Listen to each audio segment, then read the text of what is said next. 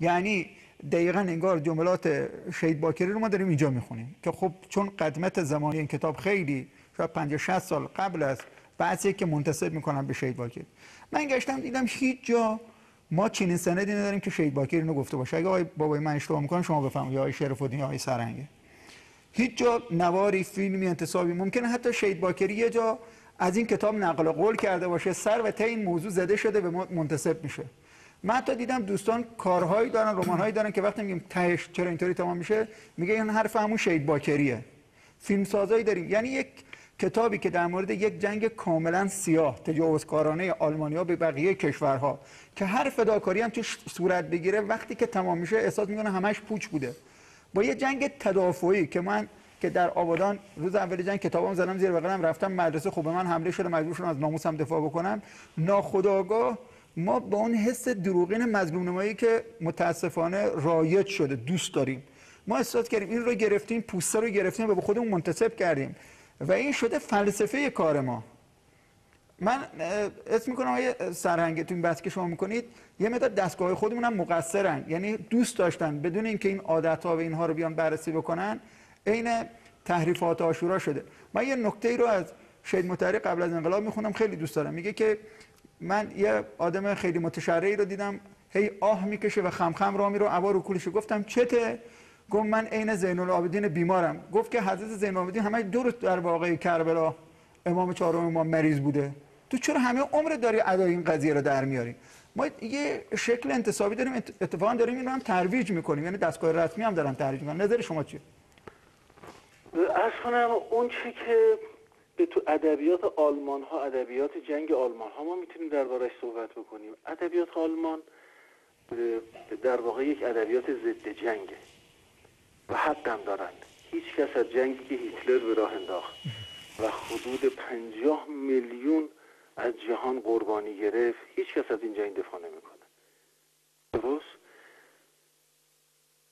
اینها اومدن به 2 سال بعد از به تموم شدن جنگ جهانی دوم، یعنی سال 1947، جنگ 1945 تموم شد، 1947 یه گروهی درست شدن به نام گروه 47 که سال تأسیسشونه. تمام سربازای زمان جنگ و نویسنده ها و روشنفکرات جمع شدن که علیه جنگی که هیتلر به راه انداخته بود شروع کردن به نوشتن، شروع کردن به تحقیق، شروع کردن به مطالعه. اینها هنوز هم هستن، بقایاش هنوز هست و 3 نفر از این سربازان زمان جنگ اینها جایزه ادبی نوبل گرفتن که آخریش نوبل 2000 کنترگراس گرفت که سرباز بود و اسیر هم شده بود. ببینید آلمان ها هم متجاوز بودن و هم مغلوب بودن. کشوری که هم متجاوز باشه و هم مغلوب باشه نمیتونه ادبیات پایداری خلق بکنه. ادبیات ضد جنگه. حاصل اون ادبیات ضد جنگه که خود آلمانا بهش میگن ادبیات ویرانه ها.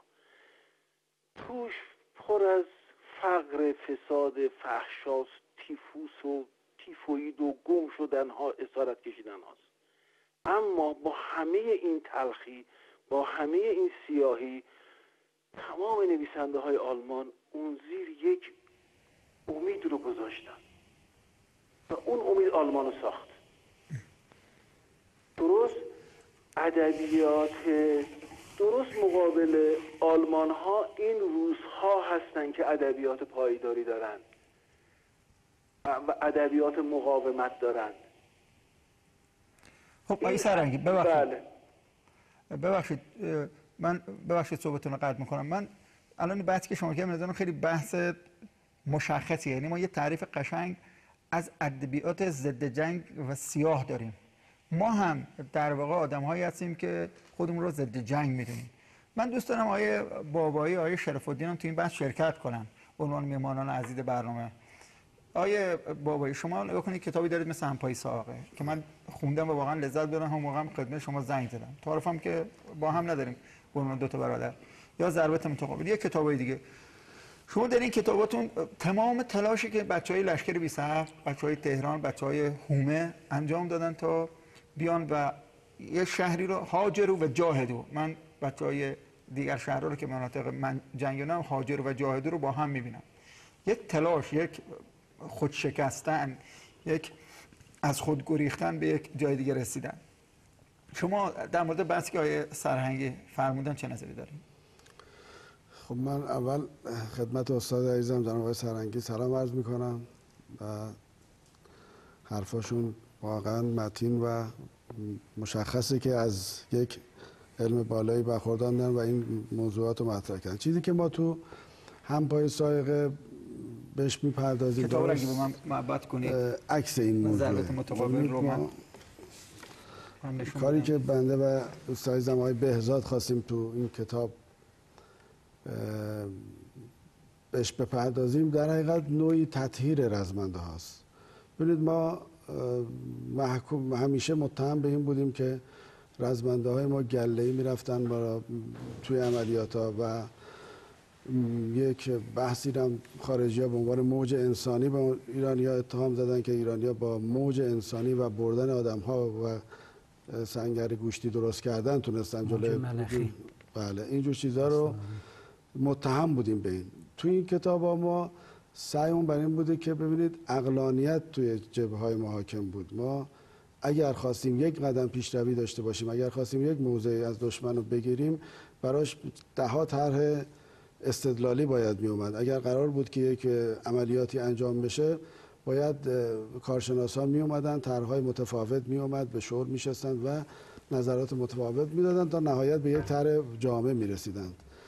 ما اون چیزی رو که باید از جنگمون در ربط با رزمنده‌هامون دفاع کنیم همین که اینها دفاع کردن و دفاع اونو باعث شد. من شما رو باز مجبورم قطع بکنم به آقای بابایی. من یه بحثی داشتیم قبلا که اقراق در تبلیغ، اون بحثی که آقای مرتضی خودمون فرمودن، گفتن که ما هنوز یاد نگرفتیم که از تبلیغ به تعقلی وارد شیم. ما دنیای بعد از جنگ باید دنیای تعقلی باشه. نگاه کنید یکی از بحثایی رو که متاسفانه به شکل اغراقی باز مطرح میشه، بحث روی میل رفتن بچهای ماست. شما همه بچه‌ای که تو عملیات هستن میدونن که چقدر بچهای تخریبچی ما زحمت میکشیدن، چقدر بچهای اطلاعات عملیات ما زحمت میکشیدن، چقدر فرماندهان ما زحمت میکشیدن، از قبل میدون مینا رو شناسایی میکردن، پاکسازی میکردن. 2 تا 4 تا عملیات بده که بچه‌ها رفتن به صد میدون مین معابر گم شده یا به میدان مین جدید برخورد کردن، زیر آتش شدید قرار گرفتن، بین بد و بدتر انتخاب کردن و مجبور شدن به خاطر اینکه همه کشتار نشن و بقیه کشتار نشن جلودارا بزنن و راه رو برای بقیه باز کنن. یعنی هیچ وقت این نبوده که از قبل ما تاکتیک عملیاتیمون فرستادن امواج انسانی روی مین باشه. من این کتابی رو الان از آقای اصغر کاظمی به نام بمو، من دوست دارم کتاب نشون داده بشه.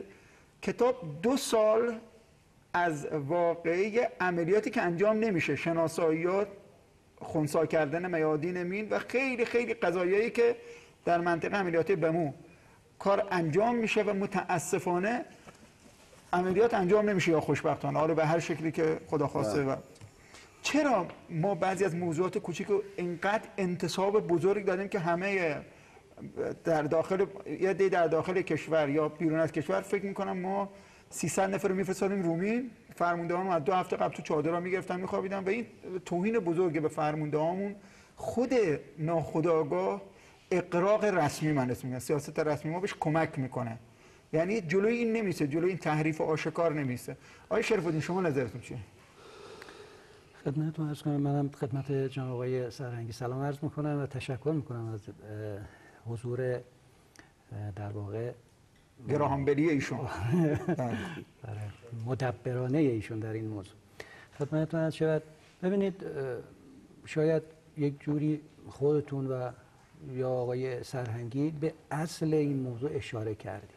وقتی که جنگ تموم میشه، آقای سرهنگی اشاره کردن که نظامیان یک قدم میان عقب و حالا در واقع نویسندگان، هنرمندان و به اصطلاح فرهیختگان حالا میان جلو و حالا اون شکلی رو که در موضوع ادبیات آلمان مطرح کردن اینها میان جلو.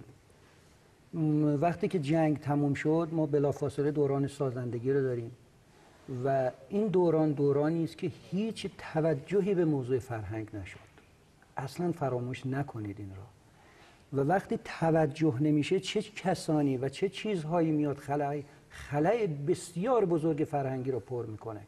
آیا واقعا نویسندگان توانمند اون زمان اومدند؟ آثار فاخر و توانمند و قدری که خلق شده اتفاقا این روز هاست، یعنی زمانی خلق شد که یک دفعه مثلا سرکار خانم سید زهرای حسینی نشست و دید چه داره بر سر اصل جنگ به خاطر قلم برداشتن یک سری آدم‌های نادان. آقای شرفتی ببخشید من آقای مزا اجازه بفرمایید، آقای بابایی یه دفعه اومد قلم برداشت، خود شما قلم برداشت، شما شطرنج با ماشین قیامتت کی در اومد؟